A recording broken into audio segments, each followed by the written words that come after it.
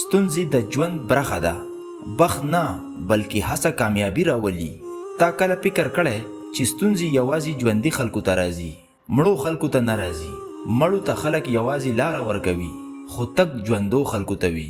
نو حقیقت دا دی، که ستا ژوند کې ستونزې راځي نو دا معنی لري چې ته ژوندی یې، ته مخې ته روان یې او ستا دننه د لوی کامیابۍ وړتیا شته.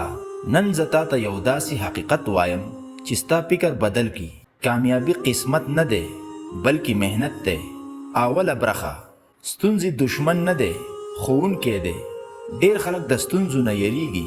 کله چې ژوند کې مشکل راشي نو هغو خفه شي او لاس په سر شي، خو حقیقت دا دی ستونزې ستا دشمن نه دی بلکې ستا ښوونکی دی. لکه بدن چې د ورزش نه قوي کیږي، همداسې ذهن د ستونزو نه قوي کیږي. که ته نن ستونزې لرې نو ته قوي کیږي، جوړیږي او پورته ځې.